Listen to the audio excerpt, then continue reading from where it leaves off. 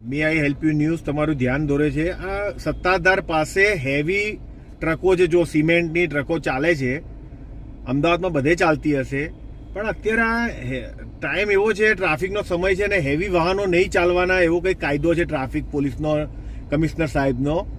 તો મારી નમ્ર વિનંતી છે કે આમાં હું ધ્યાન દોરું છું, મદદ માંગુ છું, જાગતા કરું છું કે આ ટ્રકો અંદર ના ફરવી જોઈએ. નાના વાહનોને બી તકલીફ પડે છે, ટ્રાફિકમાં વધારો થાય છે.